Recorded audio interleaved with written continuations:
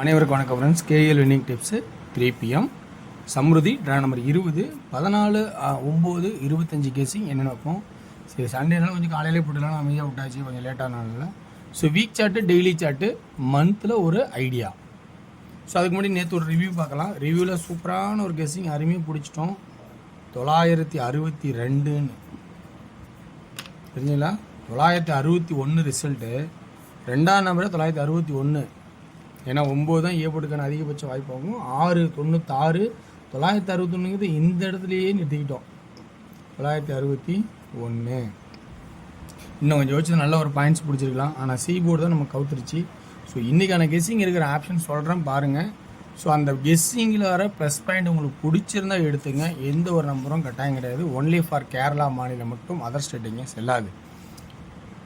இன்றைக்கான கெஸ்ஸிங்ஸுக்கு முன்னாடி ஒரு டிப்ஸ் என்னதான் என்ன சொல்கிறோம்னா, மந்த் சார்ட்டில் ஜூலை, ஆகஸ்ட், செப்டம்பர் 2 0 வச்சுருக்காங்க. அந்த 2 0வை 2 5 வைப்பானா ஆல் போர்டில் சான்ஸ் இருக்கா அப்படிங்கிறது பேசியாக யோசிச்சு பார்த்துங்க. அது ஒரு வாய்ப்பு இருக்கான்னு. ஆனால் எனக்கு தெரிஞ்ச வரைக்கும் ட்ராக்லலாம் தொலைய பார்த்துட்டேன், எங்கேயுமே தெரியல. ஸோ 2 0 இருக்கிறதுக்கு வாய்ப்பு இருக்குதா அப்படின்னு பார்த்தா சி போர்டில் 0 சான்சஸ் தான் வருதே தவிர வேற எங்கேயும் தெரியல. ஏன்னா சி போர்டுக்கு டெய்லி சார்ட்டில் பார்க்கும்போது ஒரு சின்ன ஆப்ஷன் எழுத மறந்ததுனால இங்கே எழுதியிருக்கேன். 0 1 2 3 நாள் கழிச்சு 0 1 2 3 நாள் கழிச்சு. சரி, வீக் சார்ட் இது தப்பாக எழுதிட்டேன். இதுதான் வந்து டெய்லி சார்ட்டு, தப்பாக எழுதிட்டேன். இது டெய்லி சார்ட்டு, இது வீக் சார்ட்டு. ஓகேங்களா? ஸோ இது நல்லா கவனிச்சிங்க. டெய்லி சார்ட்டு வீக் சார்ட்டுக்கான டிஃப்ரென்ஸ் நல்லா கவனிச்சிருங்க. மாற்றி எழுதிட்டேன்.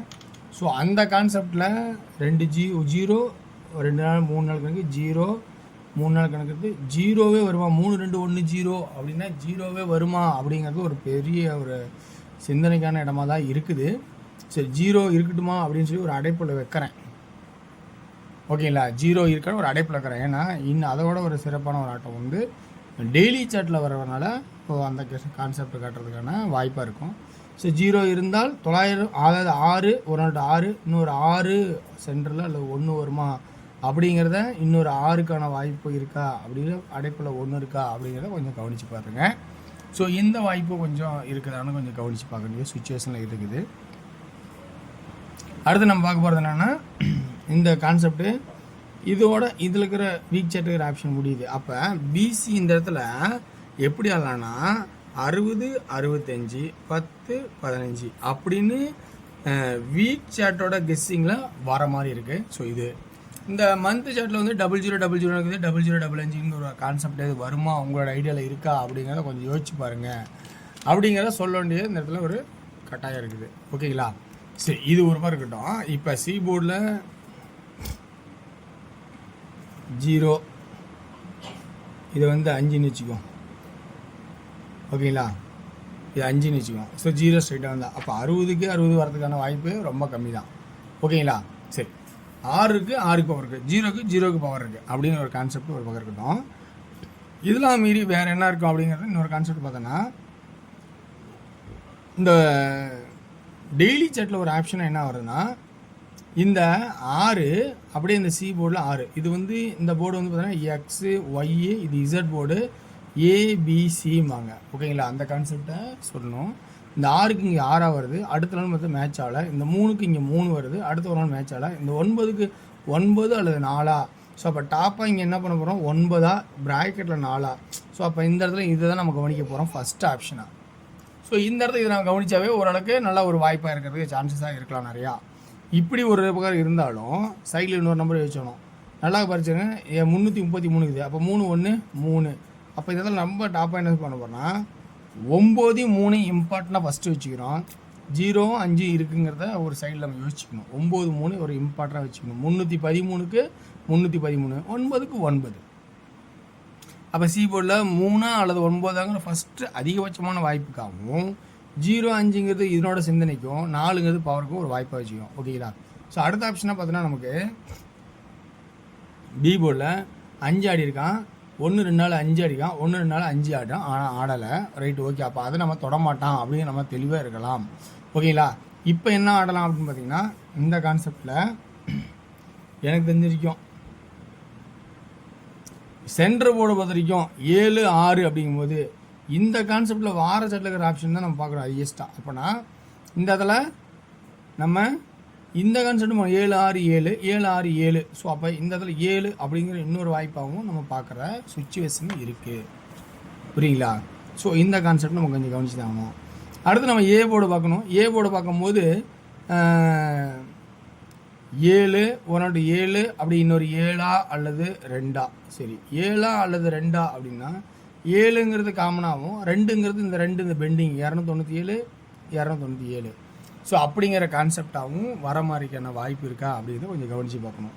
அப்படிங்கும்போது இன்றைக்கி இருக்கிற ஆப்ஷன்ஸ் எல்லாம் இருக்குது பார்த்துருந்தா 2D பிசியில் இப்படி ஒரு வாய்ப்பாக இருந்தால் ஏபியில் எப்படி இருக்கும் அப்படின்னு பார்த்தீங்கன்னா 27 26 76 27 77 இப்படிங்கிற ஒரு வாய்ப்பு இருக்கா பாருங்கள். அப்படி சப்போர்ட்டில் 21 71 அப்படிங்கிற ஒரு வாய்ப்பு இருக்காங்க. அதை கொஞ்சம் கவனித்து பாருங்கள். இது ஏபி, இது பிசி.